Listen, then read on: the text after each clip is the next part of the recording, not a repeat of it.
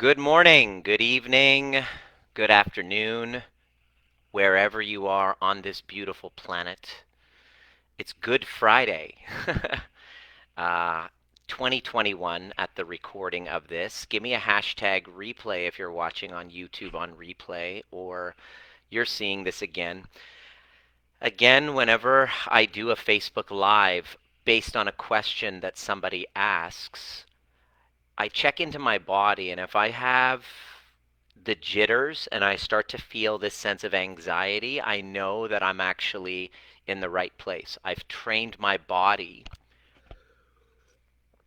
in handling really difficult conversations and difficult situations. That's the foundation of becoming trigger proof. Doesn't mean I'm trigger less. I do get triggered. Uh, I help people. If you've never met me before, you're new to this group. I'm a chiropractor who discovered a long time ago that the real reason people were coming to see me was emotionally based. There were emotional wounds and injuries that weren't healed.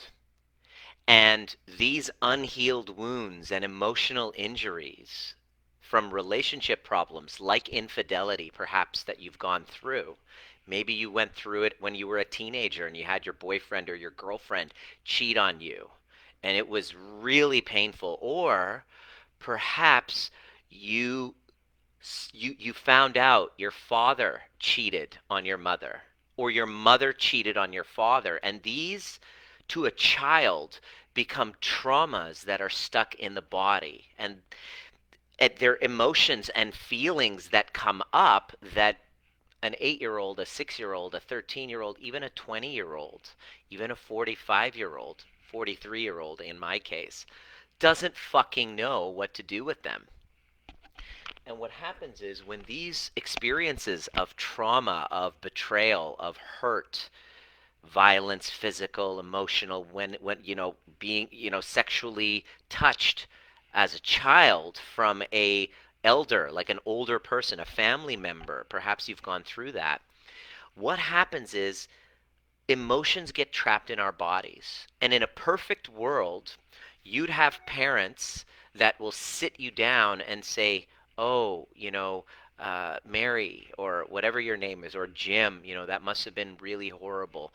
None of this was your fault. All of your feelings are perfectly valid. It's okay if it felt really hurtful, and it's okay if you were scared. I see you, I love you, and it's totally okay. Tell me how you feel. Totally, totally, totally, totally validate you for it. And then it's also okay if you were a little bit confused because you really care about your cousin or uncle or whatever. That's okay too. It was there. Because you had those emotions, it means they were valid. And I love you and I will always support you. And, in a perfect world, that's what would have happened, right, to you? Or whenever you experienced any form of, shame or trauma or real hurtful feelings, you'll have somebody, a parent, come and teach you or help you regulate yourself. Unfortunately, for most of us, that didn't happen, did it? So, we are raised in an environment where big things happen to us, okay? Huge things, feelings, emotions. We don't know what to do with them. We don't know how to interpret them except I must be bad. That's how we interpret it. And because our parents don't know how to interpret and feel their own emotions, they then react to us in different ways, whether they deny it.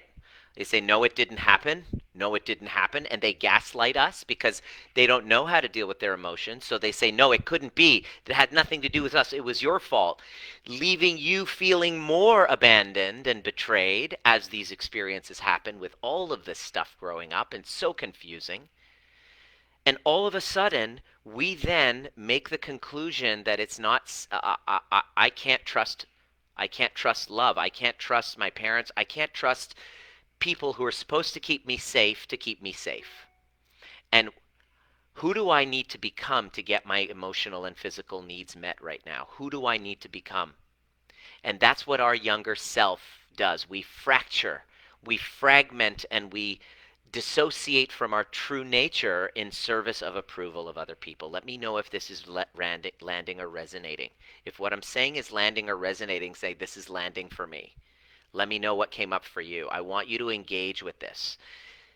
Social media is there to put you to sleep, but I want to wake you the fuck up. And sometimes that means using really foul language and being really passionate, and sometimes using my emotions to deliver a message, because there's a lot at stake here that a lot of you just don't understand, which I understand that you don't understand because you're so dissociated from yourself. So I'm here to wake you up, and let's get real, and I want you to pay attention to what happens in your body as you hear this message, because your body won't lie. You can try to bullshit me, and many people do, and I hear a lot of people, and that's part of the work I do. I am, because as a recovering bullshit artist myself, I am fine-tuned, laser-focused to listen to the words you choose, the language you choose, and your body language when we work one-on-one. And what you do is people invest their money and their resources to getting to the truth of the problem because they're tired of their bullshit. And they know that when they work with me, that I'm going to be listening, lovingly listening, so that I can call out the fucking incessant bullshit we don't even know that we're running. We are masters of self-deception. Why? Because as a child, you had to deceive yourself, lie to yourself, and become something else to get your needs met. Oh, what did you get on your report card? The truth, I got a C. Oh, the C got me a spanking. The message to my younger self is, if I tell my truth, which is bad news on a report card, I'm going to be shamed because that brings up my parents. I'm a failure as a father. I don't have the wherewithal to know, oh, my dad's just reacting from his own perceived failures. No, I don't. I say, I must be bad. So in order for me to be good, I have to lie to myself and fracture from myself and my truth and create this false persona. Persona means personality. Persona is a Greek word for mask. So I create this mask and I take on this identity where I got to lie in order to get my needs met to give me an advantage. So the reason why I wanted to say that to you right off the bat is that is why you lie. That is why human beings lie. And we're all fucking massive liars. I love what Jordan Peterson said. He says, the truth is very painful and it burns like dead wood. And we don't like to address that dead wood because we're 95% dead wood. In other words, consider the possibility. Let's start it off at equal footing for everyone as you're sitting here. And I'm going to go through this little Q&A. Some people asked some questions about infidelity, cheating, affairs, and all of that. Is a beautiful thread going on, and I want to address as much as I can. But in order to do that, I got to give you context. And the context is, we are all fucking liars. We lie. If I lie to my parents about a test, I got like a C, but I said, oh, and then I erased it or I put it white out. Okay, let's say I do that. I white out and I put A. Because why? Because I don't want to get hit, right? So what did I just do? I lied to give me the advantage to avoid pain. That's what a normal human being does. When they have to actually to suffer the consequences of the truth is way worse than to lie. So I'm going to lie because it's not safe to be truthful. So in order for truth to exist, please write this down because this is the foundation. Please write this down, chat it up. Put it in the chat. I want you to get this, okay? In order for the truth to exist, then safety needs to exist in that space. In order for you to tell me the truth, you got to feel safe to tell me the truth. If you feel that by telling me the truth, it's going to get you like rejected by me. I'm going to yell at you, which I do, by the way. I'm like, shut the stop lying. Like I'm helping people, because I get passionate about that. Because I see my own lies consistently working towards breaking free from my own self deception. That's where your freedom is. So, the first concept that I want to introduce to you to solve your problem with infidelity is that in order for the truth to be present, I need to feel safe enough in order to tell you. So that means, like, if I'm in a relationship with you, let's say, are you able to regulate your emotions enough? If I were to come up to you, let's say we're in a relationship and I go, you know what, sweetheart, we've been married for so many years, da, da, da. I'm starting to get attracted to other women, and I'm starting to feel, a real connection with somebody at work, and I don't know what to do about it. And I don't feel, like I don't know, like I'm confused, and I really need to, work through that. Now, that's uncomfortable truth. Would you not agree? Right? In order for me to tell you that uncomfortable truth, which happens in pretty much every relationship experiences this. Would you know? Every normal relationship experiences that, right? Where one partner is like, "Oh, I just met somebody at work. Oh, I'm really, like this is a very uncomfortable conversation. In order for me to have this conversation with you, if we were dating, I'd have to feel secure in myself. I'd have to be okay with my darker parts of me. If I've been beaten down into being shamed because of religion and my upbringing, or because you keep talking about your wounds, about so and so cheating on you, deep down inside, all of a sudden is like, oh my God, it's not safe to talk about anything like that in front of this person. Now, I'm not blaming you. Please understand the next concept that I might repeat to you 100 more times here is this is not about blame. Because if we can go back to our roots, your partners and you both developed an identity based on fucking lying and putting on masks to feel accepted.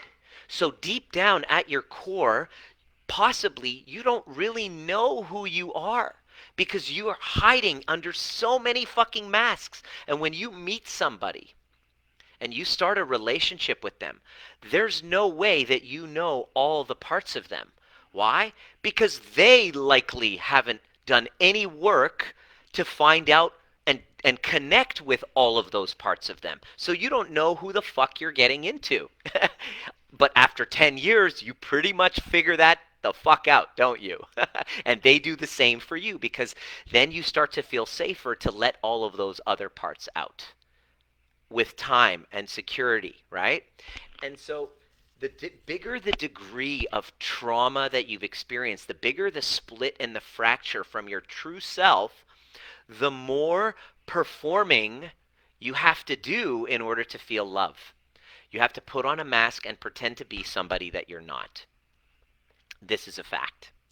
So as you go through life not feeling safe with yourself, and clearly their partner not feeling safe with them, they have these darker parts of them. We have these darker parts of ourselves called our shadows, our jealous part, our insecure part, our wounded little child inside of us that didn't feel seen, that was still at the effect of their traumas, that still felt so betrayed by your father having an affair on your mother, and you made it all about you. And just like all kids do, our egocentric ways, we make everything mean something about us. And now your unconscious self has now found themselves quantumly entangled with another unconscious person in the form of what's called a trauma bond, often because your wounds are attracted to their wounds like a fucking magnet.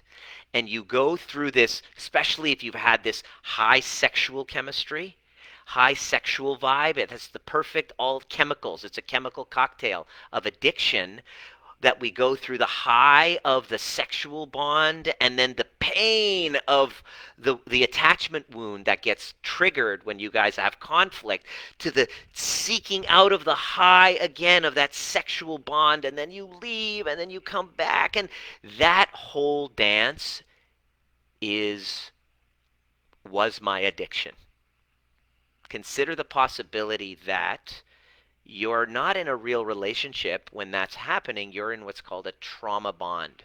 It is a real relationship. I don't want to minimize it. It's a type of relationship called a trauma bond. And consider the possibility that most of the time, the relationships you've had, unless you've done any consciousness work and healed with those past parts and become trigger proof, that you're going from one unconscious relationship to another, hoping that that person will be the one to save you from your insignificance and your betrayals of your past. And unfortunately, when we look for that knight in shining armor, or whatever the female equivalent is on the other, excuse me, on the other side, um, they will never be able to resolve it, and it will never be enough. And you're still that wounded child looking for, approval on the outside.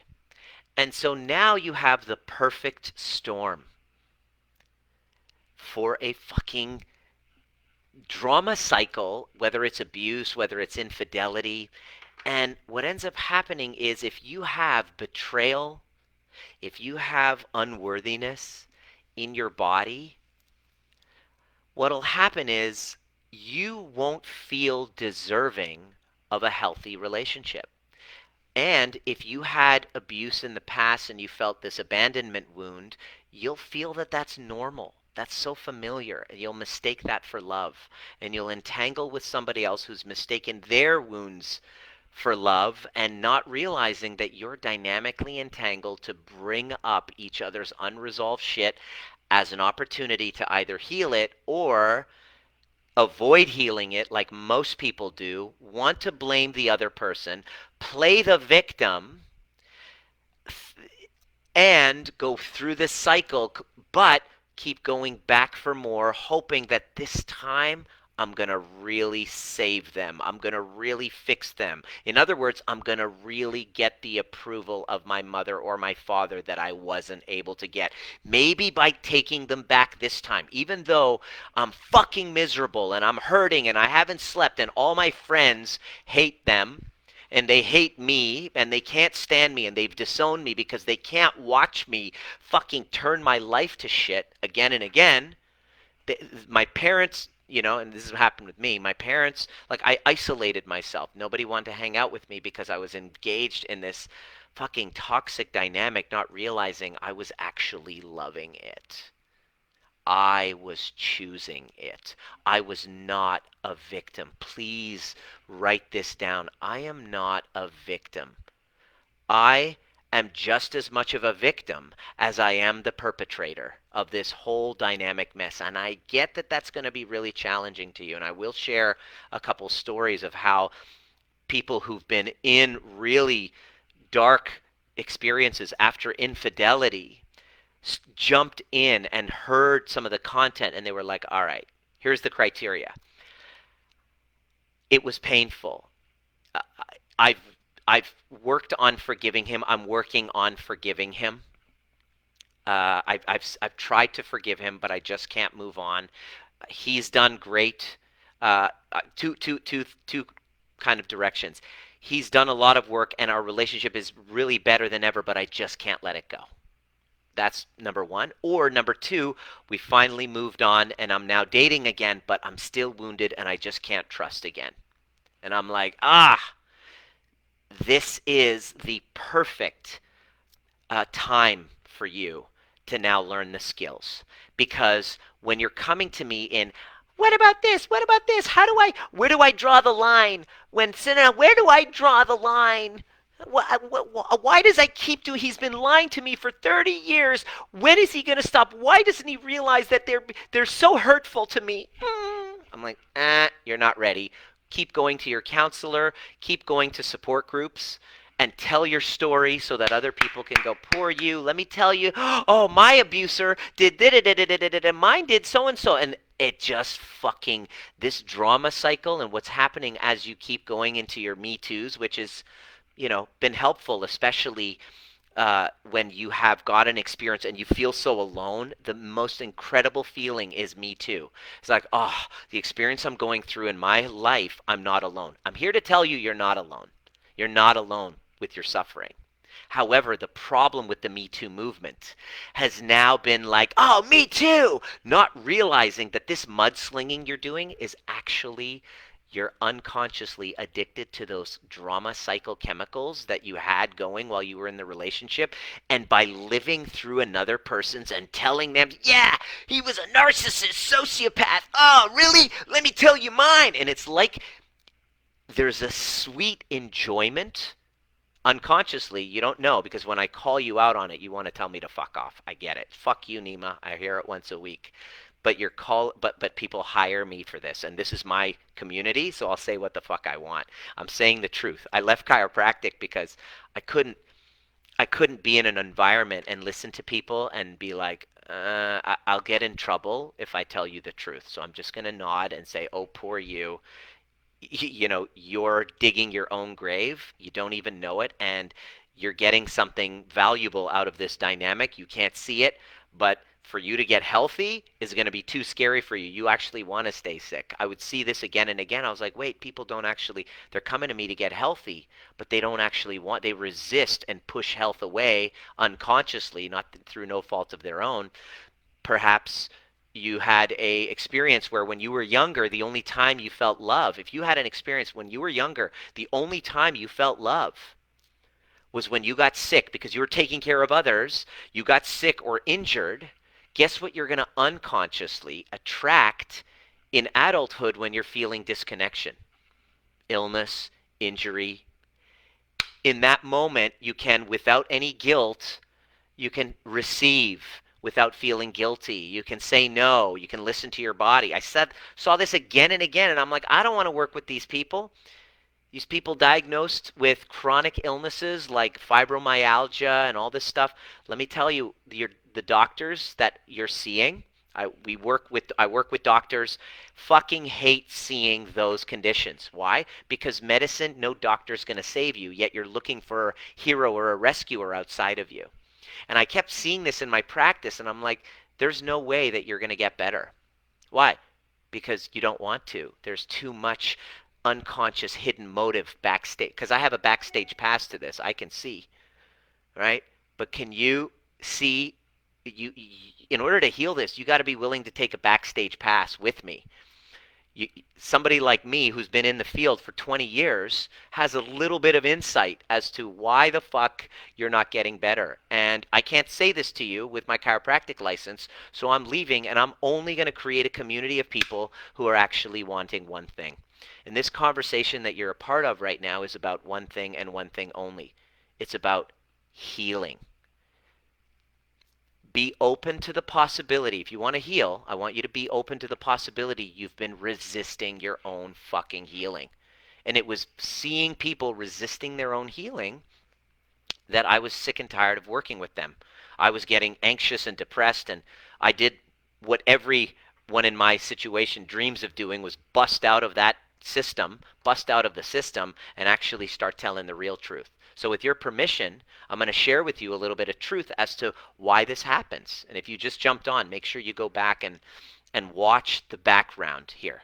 So now we have this dynamic where we become addicted to the same cycles that we went through as a child. If you felt a longing and you had to work for love, that who you are was never enough and you had to perform and please and please and please, don't be surprised if you are with a taker who then feels entitled.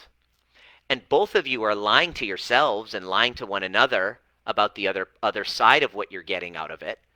And until you tell the truth and you're able to go, yeah, you know what? I haven't been authentic. I pretend to be a certain person that I'm not, and say, okay, I'm totally okay with this, but I didn't know how to set boundaries. And I said okay about things that I wasn't actually okay about because I was afraid of losing you. And my fear of losing you uh, caused me to abandon myself. And when I abandon myself, I know I see what I see, but I don't want to. I don't want to see it. I don't want to admit it because, I'm too damn afraid of being alone. Why? Well, because I have unresolved attachment wounds. Welcome to the truth. This is the truth. And I'm not saying this is your fault. I'm saying this is a part of it. Now, there's the other side too. The person who's cheating. That was me. Now, where does that come from? Well, if you have a wound, this is my situation. If you have a wound deep inside where, as a 2-year-old boy, before I was even verbal, my mother left and came to Canada when I was 2 years old. For 3 months, I was without a mother. Now, I don't remember that experience at all. However, my body remembers. And a 2-year-old who all of a sudden doesn't have his mother one day for 3 months wondering, is she ever going to come back? Like, my heart now goes out to that 2-year-old. Because what happened was that little 2-year-old decided that it wasn't safe to trust the feminine. In fact, the feminine leaves. I have a deep desire for attention from the feminine, but I don't trust the feminine, and I don't let the feminine in, because if I let that feminine in and it gets taken away, I will have to go feel those feelings that I did when I was 2 years old. And I've put a box over that, and I've created many personas. Charming, I'm a salsa dancer, I'm really good at what I do as a chiropractor, I'm passionate, I'm, funny, whatever personas, and Dr. Nima, whatever kind of identities that and masks that I create was all so that I didn't have to feel the pain of that little 2-year-old boy. Does that make sense? And part of the masks that I create is when I'm with somebody, I'm not really with them. I just want their approval. It's transactional. I love bomb and tell you everything because I'm really good and intuitive, and I'm really good at meeting your needs just like you are. I'm so highly intuitive, just like you as a codependent, become hypersensitive. How do I fill that person's needs? I know exactly how to fill those needs, just like that love bomber knows exactly what to say to make that little insignificant part of you that doesn't feel worthy actually feel validated. They can sense your vulnerabilities like this because they're so obvious, and they have them too. I had them too. My vulnerabilities were very evident to a partner who was a former sex worker. My fear of being alone, my need for sexual validation. So who did I date? I became kind of addicted to sex, and it got worse and worse and worse, and I couldn't settle down. And finally I thought, okay, this is the one I'm going to settle down with. Former sex worker. Okay? Madam running a business on the side, helping sex workers, former stripper. I developed a bond and a relationship with her, and it was exciting, and it was all that chemical, and it was toxic, and it was trauma bond, and there was infidelity. Now, the first thing I want to tell you about infidelity before I go on is infidelity is either your way out or a way back in to the relationship. It's either your way out or a way back in to make it even stronger. And that all depends on a few things I'm going to share. But this relationship that I was in had a lot of that. We had that going on. And the way that I broke free and just kind of like was able to break this pattern of insecure, avoidant, having to be with the many, was I had to go and address that wounded part of me, that 2-year-old who didn't trust love and didn't trust the feminine. And over time, as I did that, my need for validation from the many started to go way down. And now I found the one. And I realized that the reason for this cheating and lying, okay, remember, why do we lie, is because I don't feel safe to tell you that I don't feel safe settling down with one because of my fearful avoidant wounds from childhood. There's not a lot of people that are willing to get that real with you in a relationship. There's not a lot of people who've done that type of inner work that they're able to have a firm understanding of that.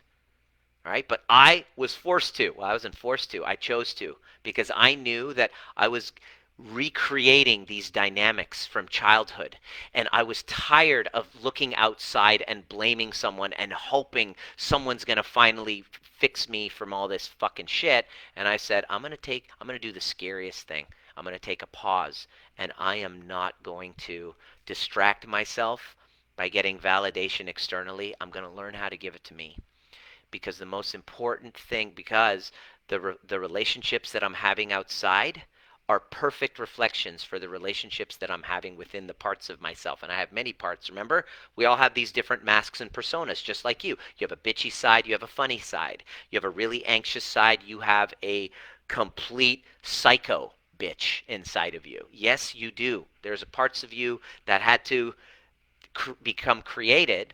And what you do is you hide those parts very well. You're very, very good at hiding them and then getting into relationships with another person who's hiding the fuck out of their parts too. So lo and behold, they don't even know they're doing it. They don't have a backstage pass, neither do you. So here you are in a relationship, neither of you really knowing yourselves, knowing one another.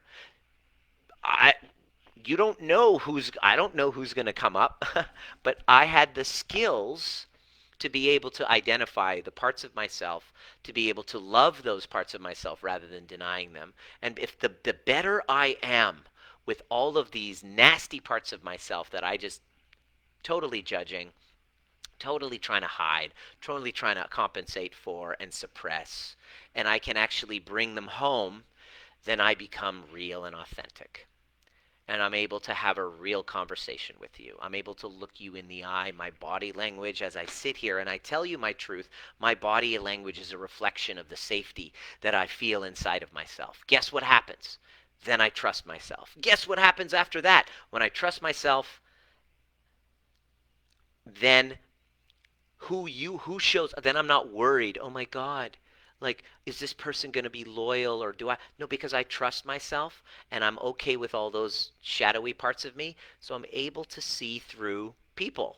I'm able to spot your bullshit, and I won't tolerate a relationship with anybody who isn't going to just be real with me. I just don't have the time. In fact, I'm able to spot it in the first 5 minutes of talking to you. And within 5 minutes of seeing you, looking at your body language, I know whether you're going to be my people or whether it's like, eh. You get this sixth sense once you've done the inner work. You start to connect to your intuition. You start to trust yourself. And then you're able to set boundaries, speak your mind. You're able to create secure relationships. But you first have to realize that if you're not changing it, you're fucking choosing it. If you're not changing it, I know this is going to trigger you, but this isn't a fucking support group. Go to a support group, tell your story, and have a bunch of people validate you, because you don't yet know how to fucking validate yourself. Because when you do that, you don't need to go off telling your story. All you can say is absolutely thank you to that experience. You have grown so much. The relationship has either gotten stronger because of the work that you've done, and now you have a real relationship. You can let that old bullshit relationship go because you were lying to yourself anyway. So were they, and now you created safety to create that. Some of our clients experienced that. It's like we're stronger than ever. It's just talking to Denise. She heard about me through Debbie Silber's podcast, and she reaches out to me and says, "You speak so much truth. My husband had an affair 2 years ago. He's done a whole ton of work. I We've never been closer, but I just can't let it go. I just can't let I keep going through the images in my mind. It's driving me fucking insane. I wonder." And she jumped in and she said, "I'm tired. Like, I'm part of these support groups, and they're all just fucking. I'm exhausted from all these woe is me stories. I heard what you said. It triggered me, and there was this little feeling inside my body literally shifted. And when my body shifted, I'm learning to trust myself now. And I want to work with you, whatever it takes. I'm ready. I want to work with you." I'm like, okay, I knew she was ready. I'm like, this is not to validate your husband, because I'm not saying what he did was right. I'm not saying that he's innocent and you're to blame. You understand that this is a different, like, I have all these criteria. We have like 3 or 4 steps. We have an application process, because everybody thinks they want to heal, but then when that shit gets real and they realize they have to invest. Yes, you do. You have to be serious about it. You got to spend time and energy. Oh, can I just watch a, yeah, go watch YouTube videos. just for entertainment, better than Netflix. But this is about taking action. This was for people who are ready to take action, who are actually serious about it, who are like willing to invest in themselves, and they're that important. You got to get over the I'm not deserving though. What did she discover as we started unpacking and she learned how to become trigger proof? She realized that the affair and the hurt that she felt in the affair was not about her husband. Her husband's a wonderful guy. There's this woman at work who was, having little sexual favors in the parking lot at work once a week. It was that persisted for 2 years. She finds out about it a year after it happened. They'd done a whole ton of work. He's like amazing, making amends, all this stuff. Now, what I'm about to say is going to trigger you, but this is not for everyone. Just because you're hearing this doesn't mean you're ready for this type of work that I'm talking about right now. Some of you might just be, it's so wounded, you might just be okay doing therapy and being in counseling and doing the support groups. You might need 4 or 5 years of that before you're ready to face your own shadows. Not to take blame, but to actually heal. Because I left my chiropractic practice because I was only interested in one thing, and Denise was like, "I'm actually ready." Why? Because I want to lead other women through this process too. So what did she? She was very brave, and it takes bravery to face your own shadows.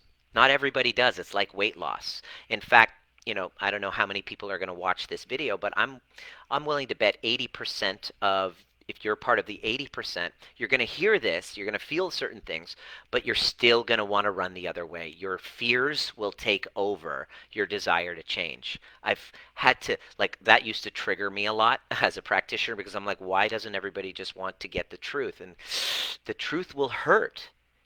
She was ready to face the truth of the insignificant little girl that was showing up with these repetitive patterns of men that continuously cheated on her. And she was wounded, but why did it keep happening was what she was wondering. Why did it keep happening? Throughout her life, it just kept happening, kept happening. Finally marries the perfect guy who's like Mr. Innocent, right? He's like, you're the last person. He's like a surgeon. He's a great guy. Last person you would think. And then he succumbed to it. After 2 years, she's done a bunch of work and she's like, I still feel incomplete. So what did we discover?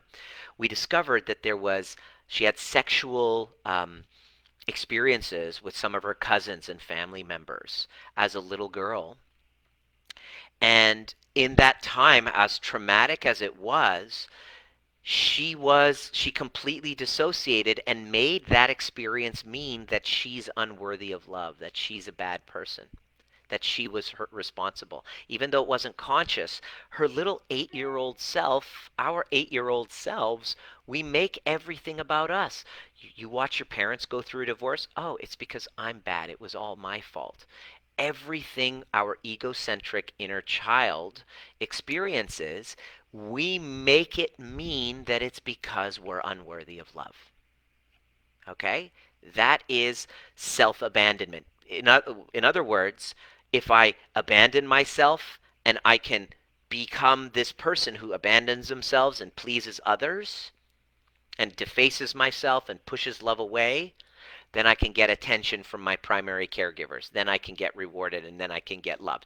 I love myself so much that in order to keep myself safe and connected and belong, I'm going to abandon myself, my values, my preferences, and adopt whatever that I will and lie, self-deceive, lie, and abandon myself in order to feel love. Welcome to the history of your pleasing nature, right? And so the same wound that I had was flipped on the other side. I was like, okay, this is the narcissist in the codependent cycle. You become the codependent, and then you attract, like a fucking magnet, somebody like me who was on the narcissistic side of the spectrum. Not NPD, by the way. I never coercively controlled anyone, said you're not allowed to look at anybody else. And I was just watching the Surviving R. Kelly documentary, and he was, a coercive, controlling narcissist. He basically made sure that he had such a profound low sense of low self-esteem, because of his traumas from childhood where he was molested, that he flipped to the other side and he literally became obsessed with everybody loving him and getting validated sexually from how old? Well, from girls the age that he was sexually, that he had his sexual traumas. That's why we have pedophiles. Pedophiles are individuals who've had trauma as a child, having a sexual experience and losing their innocence, and usually at the age where their innocence was lost was where they are fascinated by connecting with, bonding with, because what they're doing is they're trying to heal they're trying to heal the wounded parts of themselves where they lost innocence unknowingly, not realizing that compulsion, that addiction, uh, kind of makes it happen in the next generation. It just promotes it to your next generation. This is why this conversation is so important. This is why it takes courage to have this conversation. I don't feel comfortable doing it, but I need to, because you not getting to the root cause of this in your situation, because we're all the same. We all have it. It's not your fault. It wasn't my fault. It wasn't even your parents' fault. They were at the effect of generations and generations, and then creating these fucking toxic codependent enmeshment cycles that we get into these relationship trauma bonds with. There's infidelity, there's violence, there's abuse. All of this is happening perfectly, like a perfect storm, and none of it is your fault. None of it is even your partner's fault. It's actually a natural consequence of the viral spread of these intergenerational wounds that nobody really, you know, has the courage to take responsibility for. And by responsibility, I'm not saying blame. So when I saw this, I did the scariest thing. I paused in trying to validate myself with work, external validation, trying to get fans and people telling me, "Oh, Nima, you've changed your life, changed my life." Um, Girls, women, whatever. I just put that aside, and I faced the ugly truth of my insignificance and reconnected with that little 2-year-old boy. Not just here in therapy, but actually in the body. And it took a lot of work. It took a lot of tears, leaning into my triggers. So I call it becoming trigger proof. I moved back in with my parents, knowing when I understood this, knowing my background with neuroscience, chiropractic for 20 years after my last relationship ended, which was the same kind of toxic codependent cycle that just exploded, and all of the above, all of the abuses were involved in it, right? I sat there and I'm like, fuck. I know what I have to do. It's not about blaming anybody. I have to deal with what I've been avoiding. The insignificant context, the little boy that needed to gain validation and approval externally. Because if I don't address that and heal that, I'm 43 years old. I never be able to have a family. Never know what a secure relationship feels like. Always be controlled by my addictions. No self-esteem, no feeling of power in the world, feeling like a victim to the world, watching other people surpass you. Imagine having a twin brother who's surpassing you, who's killing it with his work. He's got a family, and I'm sitting here. And when I realized this, I'm like, of course, he didn't have that wound. We had a totally different experience. It's time to redeem myself by healing with myself and not distracting outside and finding that security that I'm lacking inside.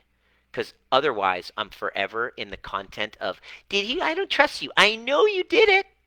I know you did it. Why do you keep lying to me?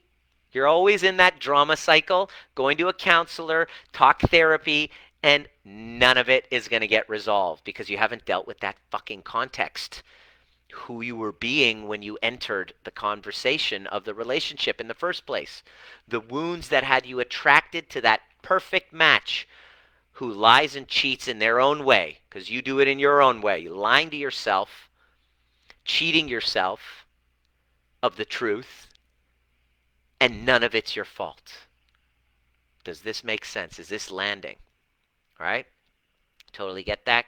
Well, shit, me to a T. Yes, Christina, I think language, I hate that, totally triggers me. Yes. If you're being triggered by this, then there's a truth that's happening inside of you that you probably want to say, fuck you, Nima, and run the other way. Okay, that's fine.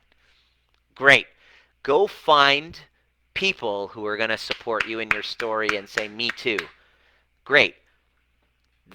Continue that for as long as you want. And when you're ready to end the cycle that didn't start with you and none of it was your fault, wasn't even your partner's fault. That poor fucker is completely unconscious and has no clue. The question is, why were you a perfect match for that? And that's not your fault.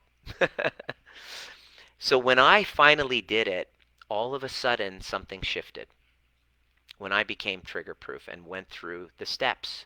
I have these in my trainings. We have the overview experience, breath work, you know, people who are actually ready to heal. All of a sudden, I completely transformed the space that was around me. I could start telling the truth. I didn't have to hide my dark parts. In fact, on the first week of meeting Diana, and there was an interest there, we went out and I said, all right, let me take, let me share. This is what I did. I basically took out a briefcase of all of my fucking wounds and my, what is it? All of my fucking deviances. I'm like, here it is. Here's my cards right here. This is me, and I actually like who I am now. I have a lot to offer now. I'm not trying to I don't have to prove myself. I don't have to prove myself anymore. Actually, no. I have a knowing now. And here it is. Here's my cards. If this is everything I did, my last relationship, this is, who I was, how I showed up in my relationships. Let me tell you how I showed up and how I created that and that and that. And all of a sudden, this functional adult part of me emerged rather than the wounded child that just wants to blame the other person and play the victim, but I am, and doesn't want to grow up. Peter Pan syndrome. Just take a look at your partner. They don't want to grow up. Well, look at the reflection. The part of you that doesn't really want to grow up, have the other person validate you, all the, whatever. And why can't they see that it really hurts me? Yes, and play the victim. Yes, nobody's going to take that away from you. What outcome do you want? What's the real question you're kind of, I'm sorry to wake you up to. It's very inconvenient truth that I'm asking you right now is, what outcome do you want? When you ask a question, it's better to answer. When you ask that question, what outcome is it that I want? 8 times out of 10, you'll be able to find the answer because you can reverse engineer it. And the answer that the outcome that you actually want is you want to feel safe in a relationship. You want to feel safe to trust yourself. You want to go to sleep at night and not have to worry, is this person with somebody else and are they going to leave me? You want to be able to trust yourself, right? And so that's what becoming that's what becoming trigger proof is all about. And yes, if you're not changing this, you're choosing it. I know. Ouch. Ouch, how dare you say I'm choosing it, Nima. I'm not saying all of you's choosing it. There are parts of you that are choosing it because it's familiar. Let me say that again. There are wounded parts of you that are choosing it because it's familiar. And the work that we do is addressing those shadows. You get me and my team sitting down and having real talk. But you got to actually be ready. This is 80%, 90% of you are not ready. You got to be willing to take ownership. You got to say enough. Enough. I'm not to blame, but I'm done looking outside. I want to look in. And when Denise did that, she discovered there were younger parts of herself with the affair, younger parts of herself, and realized she brought that into her marriage. Number 2, and she was like, oh my gosh. And she was able to say, hey, this betrayal and all that, it's not really about you. It was about this younger part of me. And then her self-confidence she connected with that little 8-year-old and gave her the love she was looking outside of her for. And slowly her confidence started to come up. And then she'd realized a few uncomfortable truths. She had him up on a pedestal. Everyone said, oh, he's a surgeon. He's so wonderful. He's the greatest guy. You're so lucky to have him. There was a little small part of her that kind of got a kick out of the fact that he was no longer perfect and that she could now play the victim to this. And she was so embarrassed, like, oh, she's like, oh my God, I could punish him and I could use this to control him. Now, mind you, she was actually wanting to heal. She's like, I really want to have a great relationship now. Like I push him away. I don't accept love.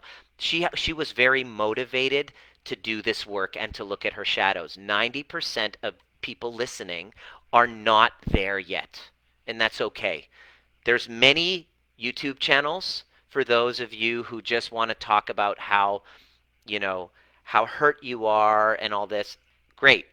If you want to talk about healing, it means healing can't happen without responsibility, not blame, but she took responsibility for the part of her that loved to fucking torture him. She's like, "Oh, I could watch him grovel. I could torture him back over the last 2 years. I've been torturing him. He's been wonderful." Another revelation is owning that part of her shadow. What other part of her shadow is? Oh, okay, fuck. What is it? And she's like this, oh, and she's like crying. She's like, I can't believe this. I'm like, tell me, what is it? Because when somebody's doing this and you're feeling that in your body, you're actually healing. There's truth that's being come out. There's truth. The truth will set you free, but first it will fucking burn a hole in your soul. That's why you got to be with people willing to hold space for you to tell the truth, because your friends just want to keep you maybe, oh, because they're talking to you from their own wounds. Oh, he's no good for you and da da da da da, whatever. That's what they was hearing, and that felt good. But she's like, that's not helping me create a secure relationship with him. She was certain. I said, are you sure you want to be with him? He's the greatest guy. We have 3 beautiful children. I want to get over this. I'm like, okay, now we're ready. Good, because she knows. She's like, I'm playing the victim. And I was like, all right, where were you? And then we taught her, which I'm going to give you right now. We talk about this in the overview experience. I showed her the victim, the drama triangle. In the drama triangle, there is a perpetrator, there is a victim, and there is the rescuer. And so what happens is when you're the victim, you're like, "Oh, he cheated on me." Oh, and yeah, it hurts, right?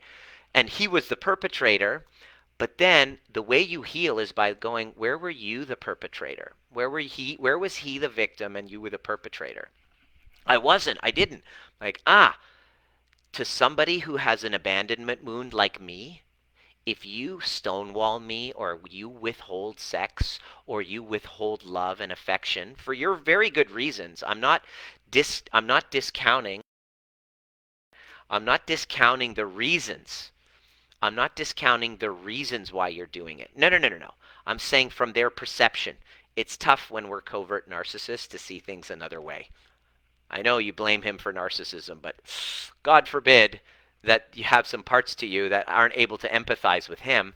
And she looked and she's like, oh my gosh, I didn't give a fuck about him. It was just about the kids. I didn't give 2 shits. I withheld sex. I didn't even care. I was just so resentful for him to be the golden child that I withheld my love and admiration for him. And I didn't, and he kept trying to connect and connect, and I kept pushing him away. And she's like, oh my God, oh my God. And I'm like, sweetheart, it's not your fault. Don't blame yourself. She's like, oh, because deep down, when you have infidelity, there's a part of you that blames yourself. Fuck you, Nima. I know, I know.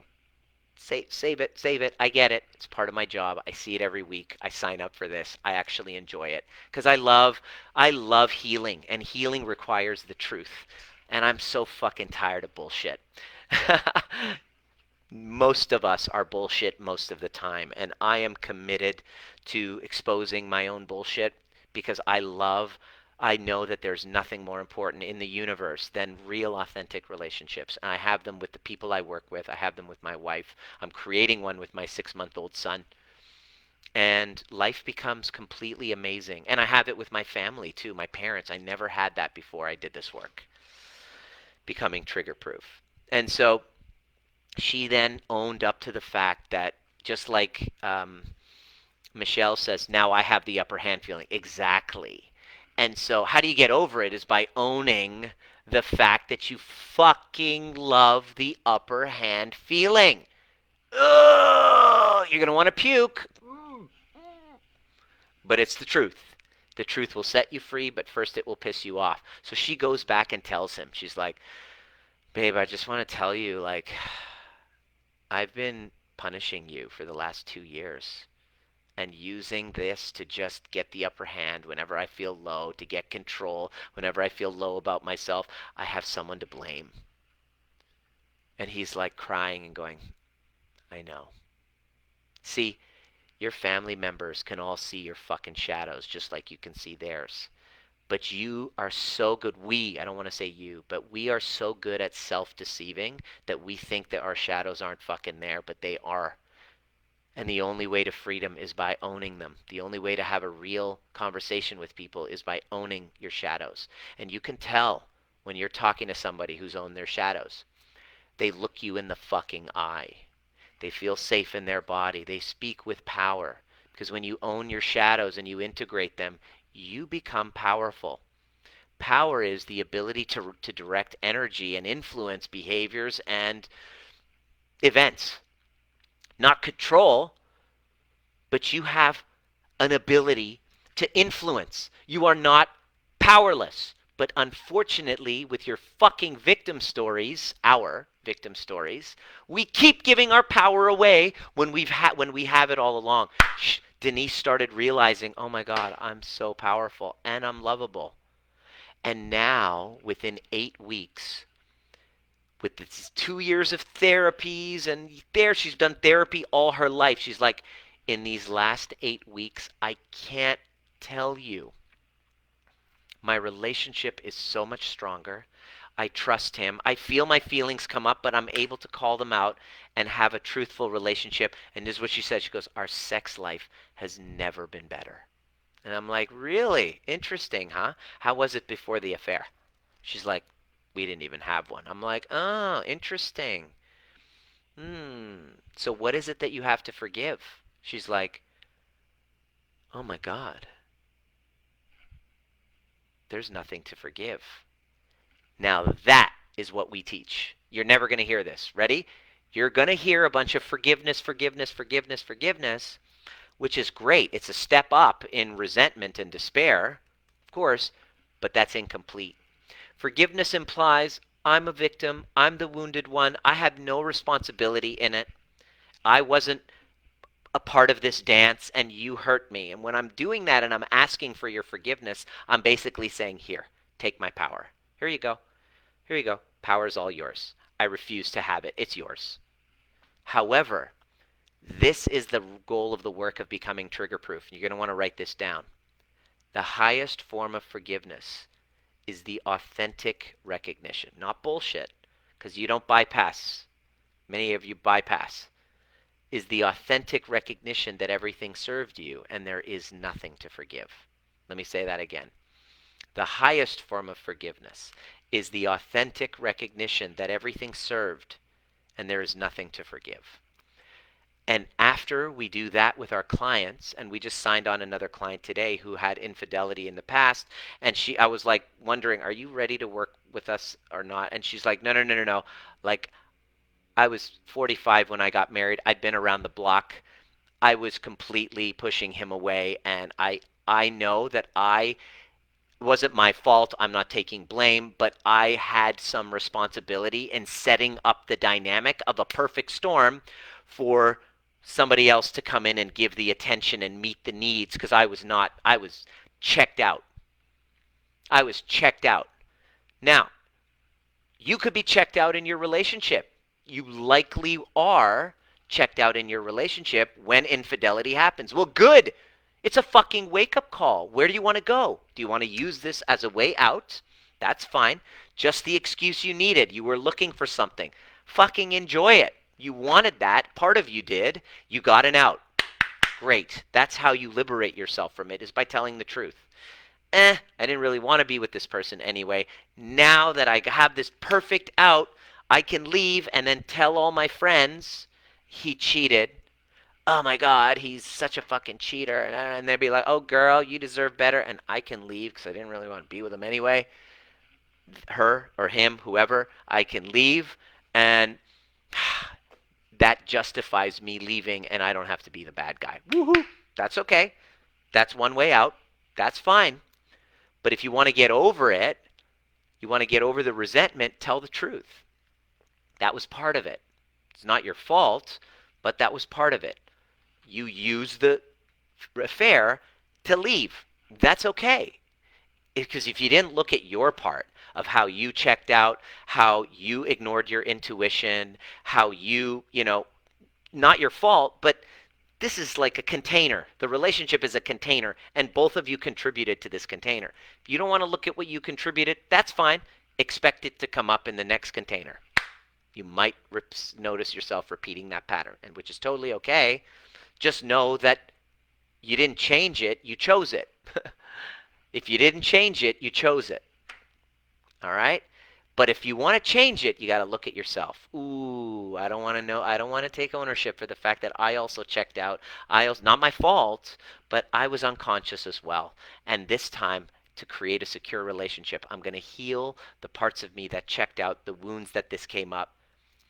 Learn the skills in authentic communication, being real with myself, consistently calling out my shadows, telling myself the truth so that I can present a truthful relationship with you. And then so as we go through and navigate the challenges of life in a 5-year marriage, 10-year marriage, 20-year marriage, where these issues are going to come up, I can actually be real and tell the truth of how I'm feeling and have the emotional wherewithal and safety within myself that I can create a container where you can actually tell the truth as well, where you feel safety.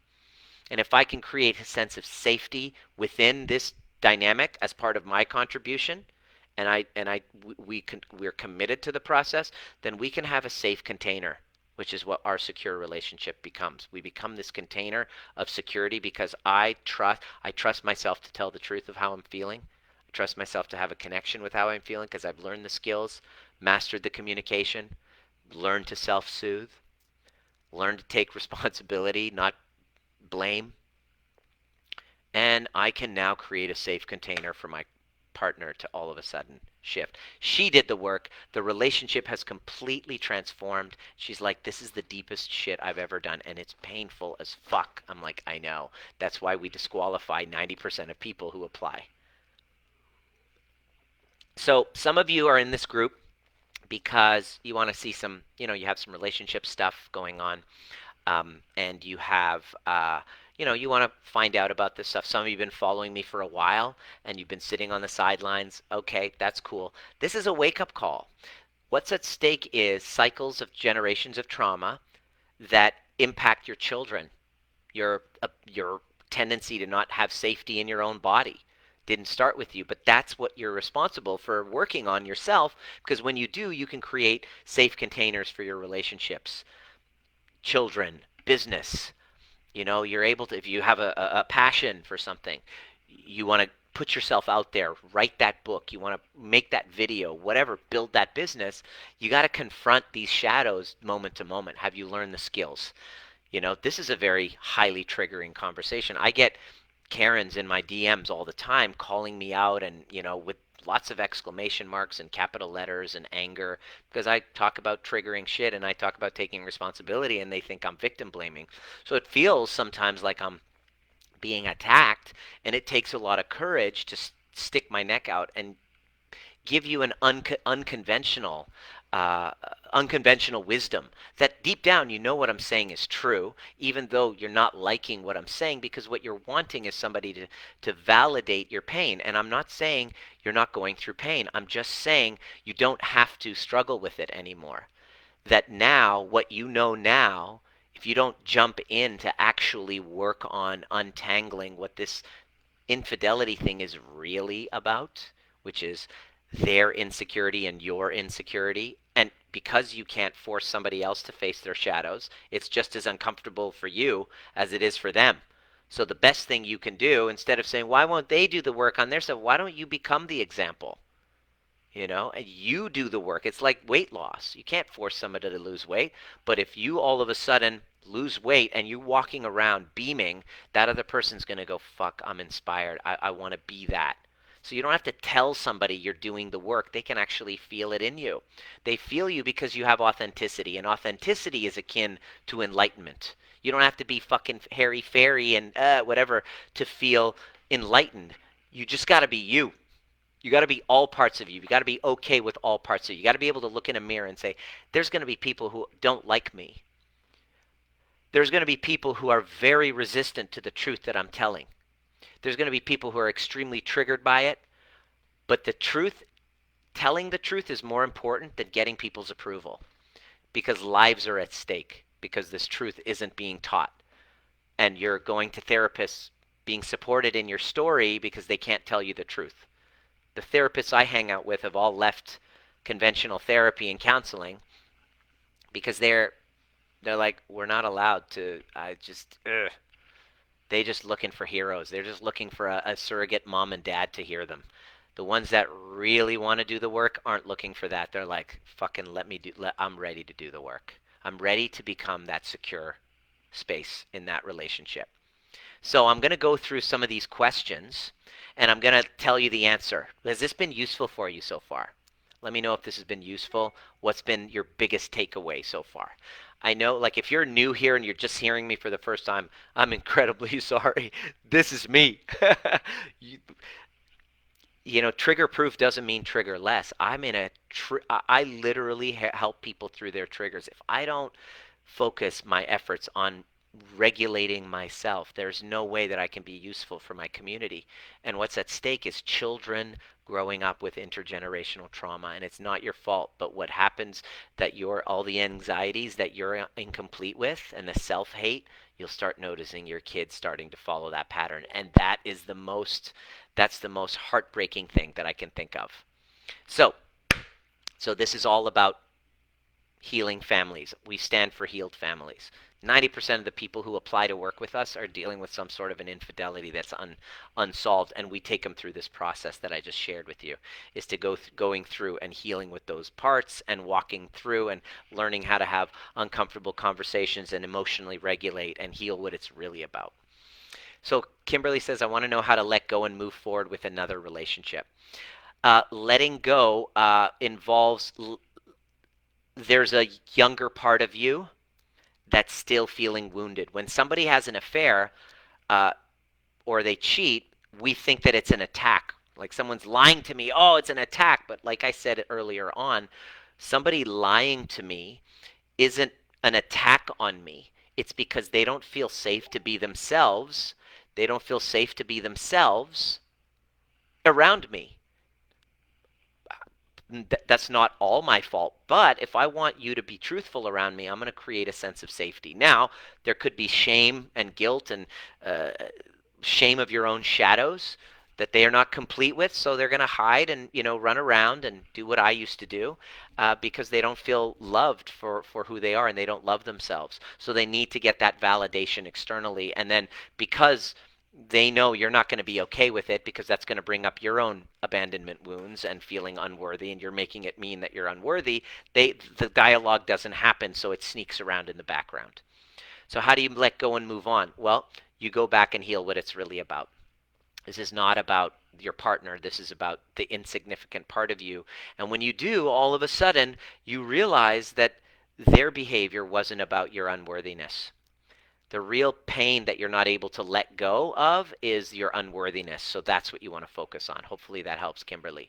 Margaret says, why can't I? This is a weird one. The group is over 5,000 people, so I don't know the degree of, education, where you're at. But why can't I forgive and move on? That's one question. Well, because of your unresolved wounds, and you haven't seen your part of it and what you gained out of the interaction. And then the next question that she asked was, why do people keep calling me unnatural? Because I worked hard not to hold a grudge. So which one is it? Are you holding a grudge, or have you forgiven and move on? You see, one of you, there's some bullshit there. which part of you is lying to me is the question you want to ask. Am I unnatural because I don't hate my ex that you can't forgive and move on from, by the way? Nobody's perfect. We all screw up. So not really sure what you're asking. And then I said, can you explain yourself? And Margaret said, I get in trouble for being too calm. Okay. They keep claiming I don't love them because I didn't lose my mind. I thought I was supposed to recover. Yeah. It sounds like you're with somebody who's emotionally at the age of like 16, 17, who's kind of wanting you to be reactive. And so that means that you're emotionally attracted to the same emotional maturity level as you are. So, um, yeah, I'm just going to jump over that one. And how do you know if your significant other is cheating? No proof, but the signs are there. Great question.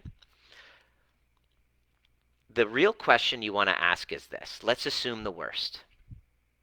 Here's what you do. Assume the worst. Number one, they're cheating.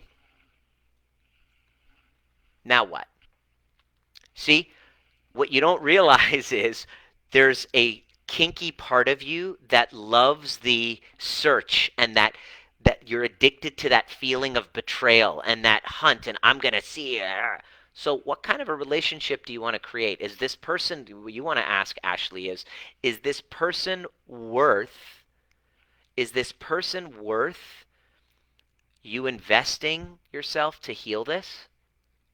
Or are you just kind of like going, choosing to stay in this cycle of lack of trust? Is this person able to work on this lack of trust that you guys are doing? And if not, why are you choosing to stay? That's your question. Instead of asking, how do you know if you're significant others? You no proof, but the signs are there. I don't know you. I have never met you. I can look at your Facebook profile, look at your pictures, and get a vibe. That's what happens. You look at people's Facebook profiles, you get a vibe from people. You know, whether they have all their pets, they don't have any photographs of themselves, just pets and weird cartoons and shit. It's hiding from something. I don't know who you are, right? But Facebook is a weird place, and people assume that you watch my videos and you feel like you know me, but you think I know you. I don't know you. How do you know if your significant other is cheating? No proof, but the signs are there. Okay? Yes! And then Renee's like, yes! Okay, so assume they are cheating. Hey, sweetheart, it sounds like it feels like you're cheating. Now, I'm not sure if that's a part of me that feels insecure. Okay? Maybe there's another part. He's reflecting. There's a guilty part of you that has cheated or has had emotional affairs or fantasies, and you're feeling guilt about that, so you're just going to project that onto him. I don't know. That's a possibility as well, because when we feel guilt about something that's in our shadows, we're going to start seeing it. That's why when your partner's constantly, are you cheating on me? Are you cheating on me? There's a part of them that's reflected in you, and they are seeing themselves. So that could be happening, and you're self-deceiving. I don't know you. You're not you we haven't been working together, and you haven't committed to actually healing it. Chances are you might not really want to know the answer to that. You might be kind of in a weird way addicted to this little game that you're playing. The question is, all right, so what would the functional adult say? Say, you know what, sweetheart, I'm going to work on the parts of me that don't have trust, and that these unresolved familiar wounds that feel like I can't trust love, that's going to be taken away, that it's going to be abandoned. I'm going to work on that. It would be great if I'm going to take responsibility for that part and own it. I really want to be able to have healthy, secure conversation with you. And, there's a part of me that knows that you've been with other people. Now, I'd love to create a secure, stable relationship with you. So if you have been with other people, it's okay. Let's talk about it so that we can create a secure relationship. Is he worth investing into and doing that? Or are you just going to keep going, you're cheating? And then he's like, no, I'm not. You're cheating, which is what happens whenever, it goes right back. No, I'm not. You're cheating. No, I'm not. You're cheating. No, I'm not. You're cheating. And then you're like two fucking teenagers. and just keep going through this familiar cycle, or are you going to grow the fuck up and heal what this is really about so that you can say, look, you can tell me the truth. It's okay. I understand. I appreciate why. I'm willing. This is a boundary for me. Or saying, look, it's okay. I'd like to have an open relationship. You're free. Just don't be dishonest with me. I don't know you. You can create whatever, you know, whatever you want. The question is, what do you want? The shittiest question you can ask, and I don't mean it personal, but it's the worst direction you want to go. How do you know that if your significant other is cheating? No proof, but the signs are there. The real question is, how did I get myself in this situation? The real question is, I want to heal what this is really about. Because otherwise we're just arguing over the content, right? Michelle and Richard. Oh, so Michelle and Richard have put their is one of the couples, one of the guys that I worked with. He cheated on his wife, so she restricted his social media, so they both had the same social media account, which because she didn't feel safe anymore. She goes, oh, then you're not allowed to. And she thought that by restricting him, she could feel safer. And this is what we do. We're like, by restricting him and putting him in a prison and putting like a little fucking thing, that's your ticket to freedom. No, it's not. And I'm not saying that that's what you're doing, Michelle, Richard, Michelle Hefner, Richard. It's whatever. That's what came up for me. I'm aware I'm being treated exactly how I allowed myself to be treated. I accept that. Very good. It means you're almost ready. How do I break that cycle? Well, by going back to healing what it's really about. What wounds? This is the question you want to ask. Write this down. What wounds did I go through, did I experience, that had me believing that I was not worthy? I didn't deserve. That's a big one. This is a huge aha moment for a lot of the clients we work with when they realize, and this is painful, by the way, this is very painful, is that they realize that, oh my God, he was treating me that way and that was his own shit, but deep down inside, I didn't feel like I deserved any better. Why did you feel that? Well, when I was a kid. So the answer is to actually address that. That's what you do, right? And by healing those attachment wounds, I can't explain it, but there's nervous system regulation, clearing your path. This is what we go through in our intimacy upgrade program. Master your nervous system and learn to regulate it. Learn to get into your body and get into your feelings and heal those old grievances that are still stuck in your body. And learn how to dance with this dark passenger. Learn how to be able to call out your ego, calling out your own bullshit, and have a community of people around you that are into the same conversation. If you hang out with the support group types, which I'm trying desperately to not make this Facebook group a support group where people just post woe is me, but people are actually really wanting real solutions. Like they want to give the backstory, but not just to be validated. Oh, that's not what this is about. That's what the support groups are. Share that by all means, but ask a real question. It's clear when you're just looking for attention and using your woe is me story. That's fine. But this is about healing. So don't do it for the sake of indulging yourself in your woe is me story. Go to the support groups for that. I will jump in and say, thanks for your story. I don't mean to be a dick, but what's your real question? Tell me about a real outcome-based question, right? I want to learn more about the trauma bond. It all starts with, and how do you break the cycle? It all starts with unhealed attachment wounds. What you felt was most missing growing up. What big need was not met. Okay? That's what you're unconsciously going to run after like a moth to a flame, trying to get it met outside. Who by somebody who's also in a trauma bond trying to get their need met on the outside. Perhaps you're a rescuer, so they're going to get to see the mother. By having you come and rescue them, they get to heal with the mother that they can stand. And then there's no way you'll be able to rescue them because they have to rescue their own goddamn self. And then the rescuer, soon you're going to be tired of being the rescuer. You're going to be frustrated, and then you're going to turn into the perpetrator and then say fuck you and screw you, what about me, and then start threatening or withdraw, and then they will feel victimized, and then they'll turn around and then they'll be the perpetrator back to you. Both of you looking for rescuers until one of you, maybe you, I know the child inside of you wants them to do it. I get it. Why do I have to take the responsibility? Why don't they do the work? I'm always having to do the one. I get it. That's your inner child, shadow, wanting to be rescued. The highest self part of you says, I'm ready to grow the fuck up. I'm ready to break the cycle. Why? Because if I don't do it in my family system, nobody's going to do it. I'm doing this for generations.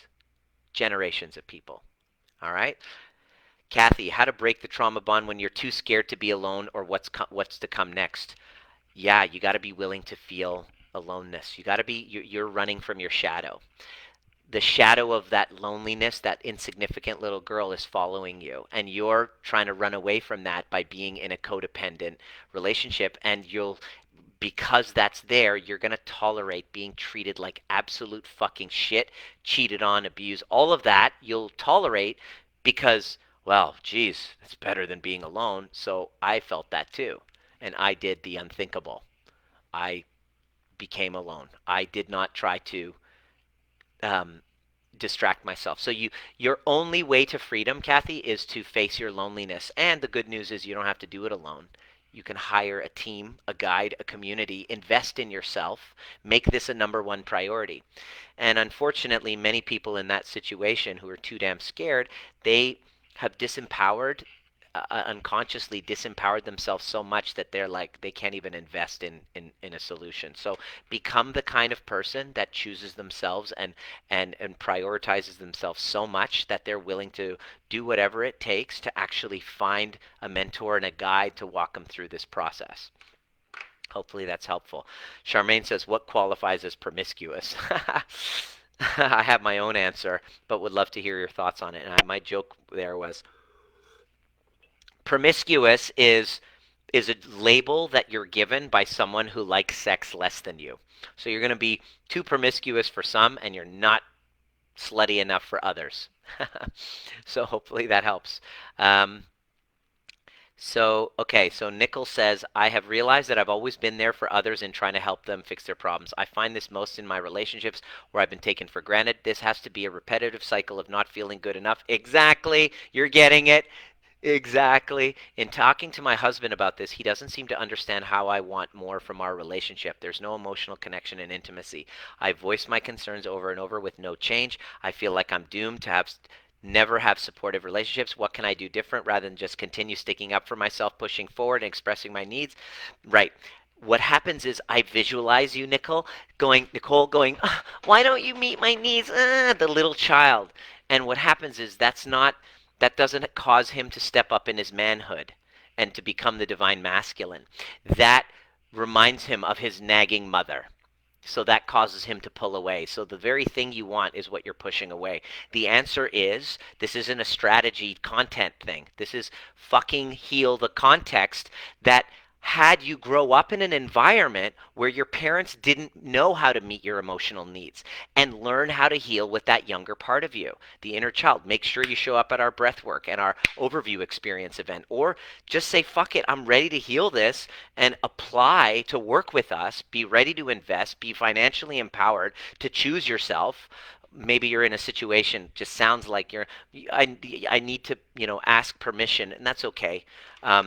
It's just, empower yourself. Stop giving away your power, looking for a rescuer to rescue you, and learn how to give yourself the validation you're looking externally. And when you do, magical things happen.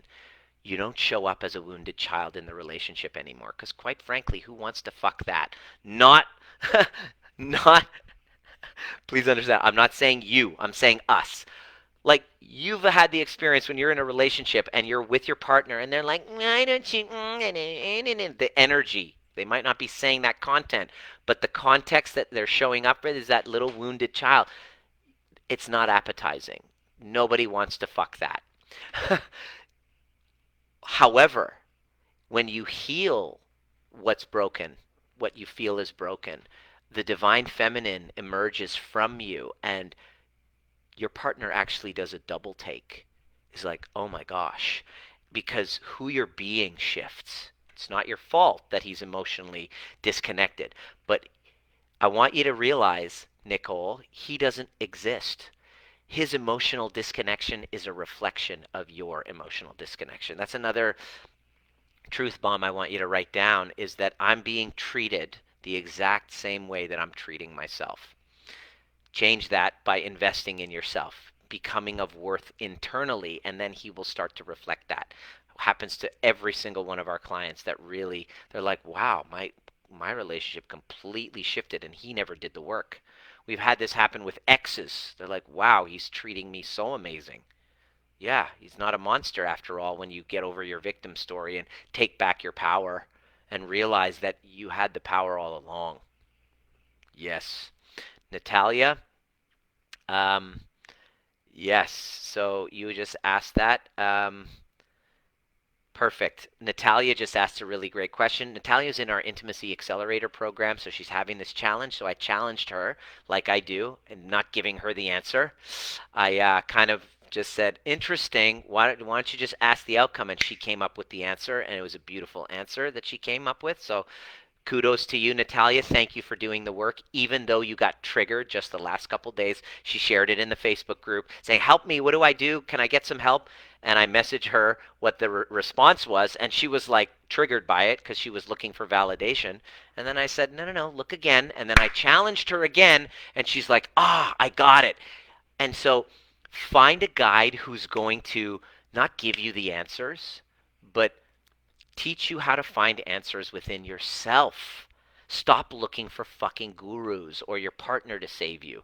Learn how to trust yourself. Learn how to connect with that intuitive voice within that you abandoned a long time ago to please somebody else because of your fear of loneliness.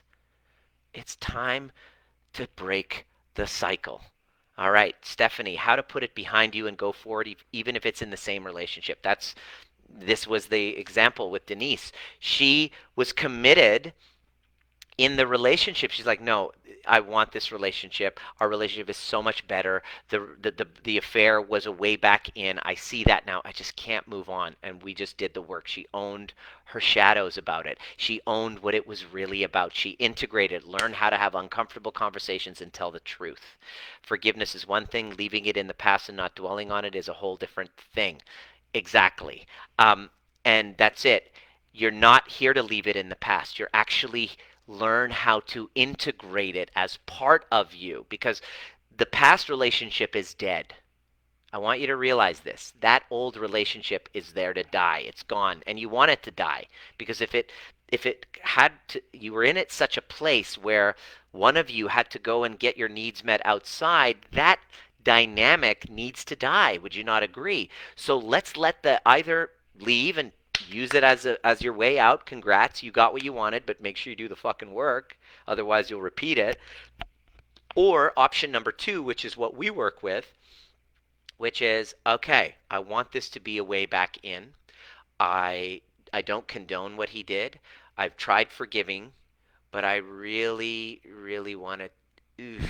I really want to take ownership and heal and have my blind spots exposed, even though it's not going to be comfortable. I trust the process because I just want. Here's what I want. I want healing and I want completion. Completion in that I don't have to avoid talking about it. I can talk about it freely and openly because I've dissolved the guilt and the shame around it and the fear around it. That's what you really want, and that's what we do. You know, beautiful. And hate it through those days, yes, because I have days when I'm still pissed off that it happened. Right, you haven't yet learned how to become trigger proof, Stephanie. So we have. You're in the right place if you're when you're ready. And the best is when couples actually do this work together. This reminds me of Caleb and Jenna. 2 years ago, I met them last 1 year ago, around May actually, and they were at their wits' end. Beautiful young couple. He had cheated a couple years ago, 3 years prior, and he almost became suicidal. So she wasn't able to really deal with her grief about it. And ever since then, she was frozen. They hadn't even slept together for like almost a year, right? And so she's like, we were talking, and she's like, I don't know, we got to do something because we can't keep going like this. I'm ready to move on. And she jumped in and she did the work. She realized all this shit from her father was unresolved. She worked on healing that. He started working on clearing his shame, and he shares it publicly. And it's so beautiful in our group, in our container, where everybody's gone through infidelity. So some of us have been cheated on, others have done the cheating, and we're having a real conscious conversation about it so that it doesn't kind of float around in our shadows. We can actually speak about it. That's why this conversation is so important, because most of the time it's kind of safer to just put it away. All right. How to accept it and move forward. I talked about that. Looking forward to it. Christina, I listened to your guesses on the Debbie Silber. Yes, 2 months ago, 3 months ago, uh, uh, Denise heard me on that same podcast, and she reached out, and her complete turnaround in her relationship, and her business is booming because her self-worth has gone up. Um, Terry asked this question: how do I move on when my husband died? Um, uh, this is when I found out he had a special friend throughout 30 plus years marriage. Ouch. So it's like husband dies, and then you realize he led a double life, right? She then wanted to get together to talk. I found out so many things about my husband. I felt so emotional. It's been 6 years and I still struggle. First, I just want you to, um, I just, I just want to give you a hug, because that is a real deep pain. And the answer is the same, Terry. The answer is that the feelings you're feeling are totally valid, and they would be incredibly painful. And there's confusion as well, because a part of you loves him, a part of you misses him, and sees like what you fell in love with, and you totally admire those parts. And then there's this other part that's there. And so having this kind of split, um, and then there's your own unworthiness in that. And how I'm stupid, am I gullible, like what the hell, like having all of these confusing things without learning how to integrate them and resolve them, and because they're so painful, we'll tend to resist them and deny them. So then what happens is we carry them around, and then we're still stuck in a fog and thinking those same emotions because our body is still holding on to those emotions here. And the answer is a process of becoming trigger proof that includes breath work, that includes inner child work, that includes shadow work, that includes restoring integrity in relationships, that includes communication strategies, that includes self regulation tools, that includes learning how to observe and dance that with that ego. All of those combined over 3 months, and you are not the same person. You are a completely different person, but you must be willing not to take blame for it, but just be willing to talk about these things you've been avoiding, because they're very painful. You got to be willing to share. You got to be willing to show up at the trainings. You got to be willing to do kind of the work. We have a series of meditations that are part of your program. We have a series of exercises and journaling exercises that we do. We have overview experience and breath work every month, so that you're basically learning how to become your own hero. And not only are you going to get over this and learn to let it go and just have gratitude for the whole thing, you're going to be able to regulate your emotions moving forward, and then create a healthy relationship so that you can trust, because you'll understand that there were intuitive parts of you that didn't want to know about the other woman. That if you are honest, you're a woman, you're intuitive. A woman knows, especially if you've been with a man for 30 years, a woman knows. But there's a part of you that didn't want to know. And so, in order for you to heal, you got to get connected with that part of you, my dear. Terry, does that land for you? Please let me know if that lands for you, if that makes sense. So, essentially, that's the fence you're sitting on. If you're sitting on the fence, waiting, what are you waiting for?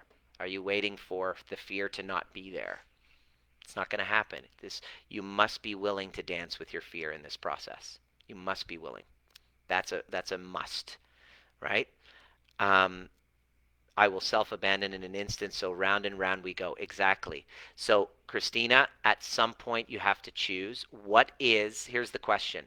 What's the, what, why do I love being stuck? What do I get to avoid?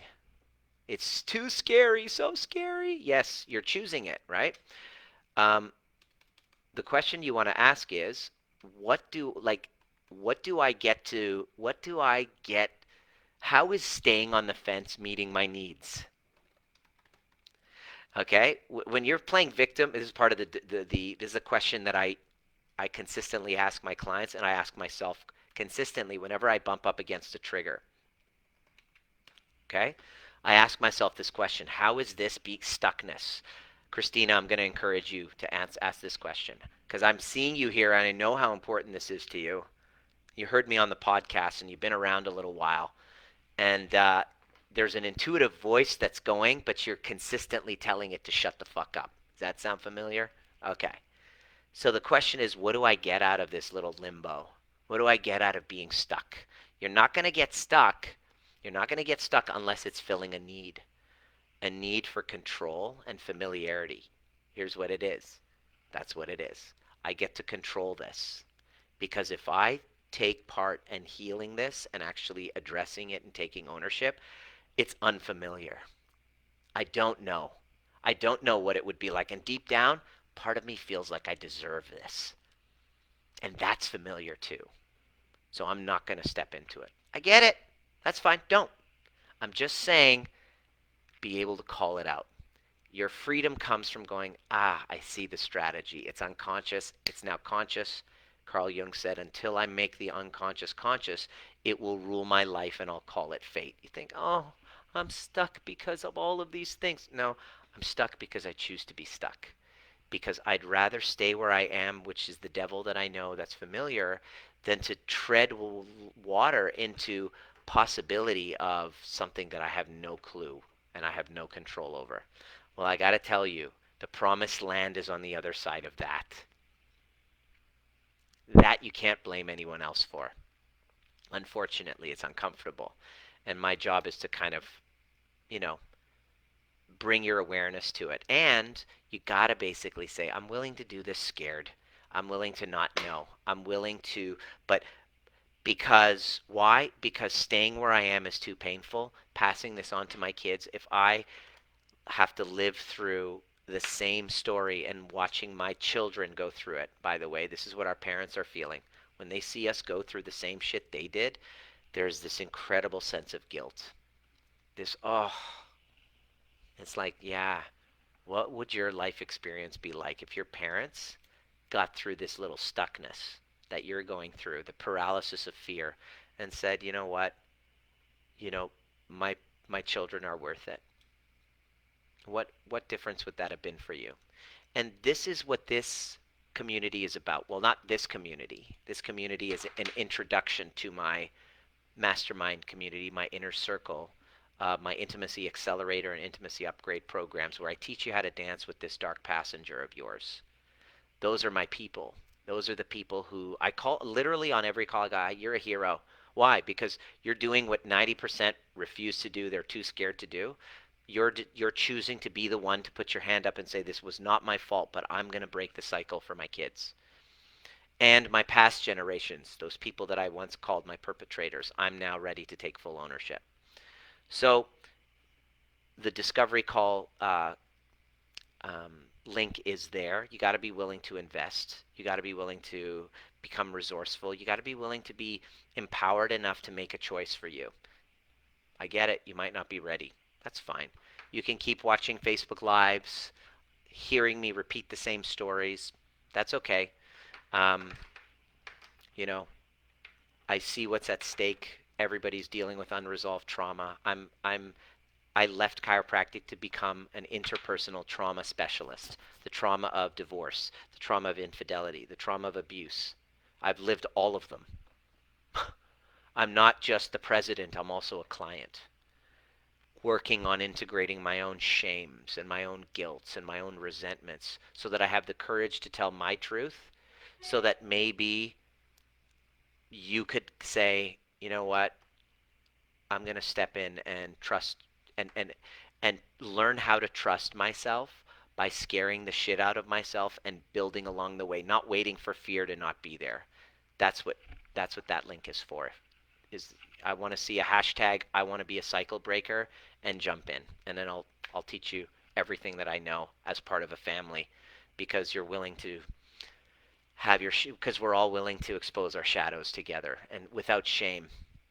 And so that's really who this is for. And I'm super duper grateful. I love all the DMs, but I appreciate your DMs and your backstories, but save them for the application, because if you're not willing to actually do something about it, and which is to heal the attachment wounds, I'm only focusing because now I have a family. My focus and this community is larger than 5,000, and people are messaging me all the time who have absolutely zero intent on doing something about it. I am now having to set a boundary. I hereby set boundaries around my time and energy. It is only for those that are ready to say, I'm ready to be a cycle breaker. I'm ready to invest in myself. I'm ready to become my own hero. I'm stopping seeking validation outside of me around this content of did he cheat or did he not? And why is he lying to me? And playing the victim and going, okay, I'm done.